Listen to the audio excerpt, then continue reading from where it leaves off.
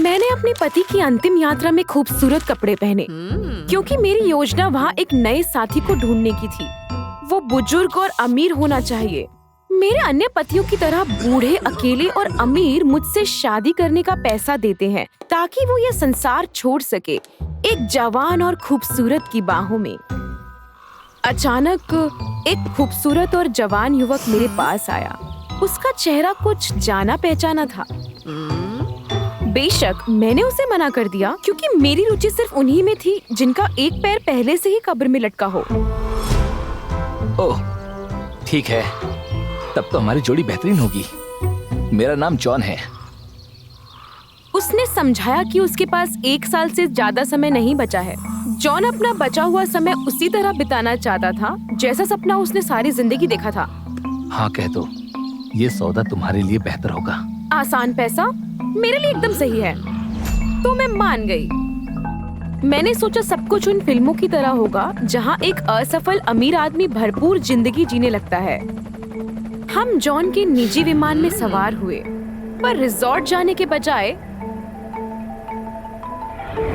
हम खेतों की तरफ बढ़े। जॉन अपनी बची हुई सारी जिंदगी सुअरों के साथ और मुर्गों के साथ बिताना चाहता था। ये क्या मजाक है?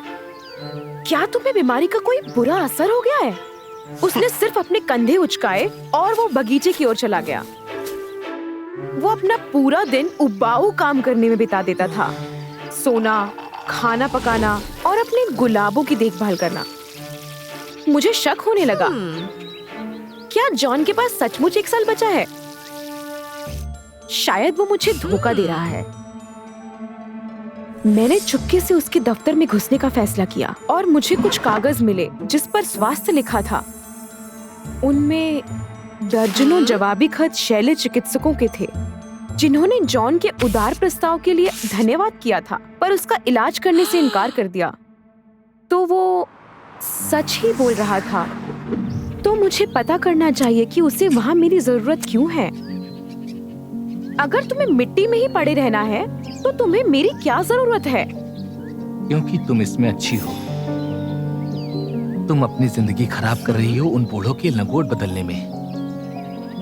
तुम्हें इस सबसे घिन नहीं आती? उसके शब्दों ने मेरा अपमान किया क्योंकि वो सच थे। मेरी भावनाओं को ठेस पहुंची और मैं चली गई। जॉन को पता था कि उसने कुछ ज्यादा ही बोल दिया है, तो मुझे खुश करने के लिए गुलाब ले आया, पर मैंने वो गुलाब कचरे में फेंक दिया। जॉन मेरे लिए गुलाब लाता रहा, पर मैं उससे नाराज होती रही। एक दिन मुझे फूल की जगह एक लिफाफा मिला। उसमें गुलाब की नई किस्म का एकस्व प्रमाण पत्र था। मैंने जॉन से इसके बारे में पूछा। 10 साल पहले मैंने गुलाब का एक नया पौधा लगाया था और उसका नाम मैंने तुम्हारे नाम पर रखा क्योंकि मैं तुमसे सालों से प्यार करता आ रहा हूँ।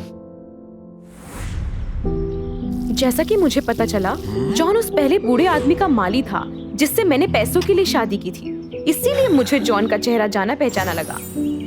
उसे मुझसे प्यार हो गया था, पर उसे मालूम था कि मुझे गरीब लड़कों में कोई दिलचस्पी नहीं थी। तो उसने बागवानी छोड़ मेहनत करना शुरू किया अमीर होने के लिए।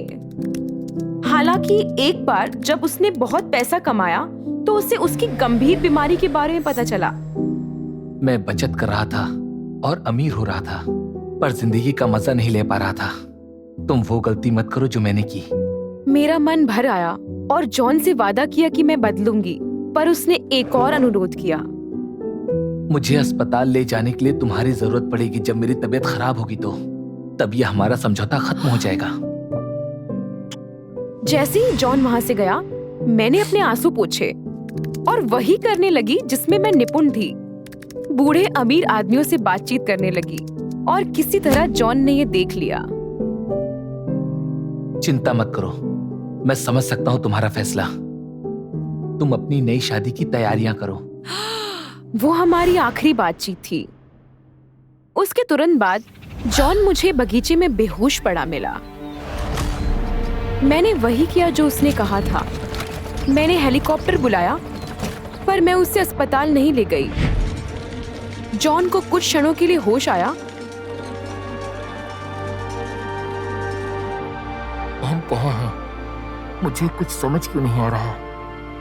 तुम इतनी जल्दी ये दुनिया छोड़कर नहीं जा सकते।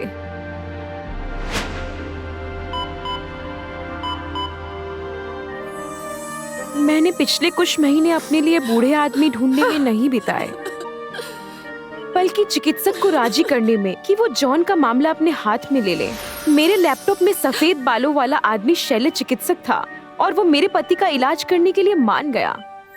धीरे धीरे जॉन ठीक होने लगा और उसने मुझसे पूछा, तुमने ये क्यों किया?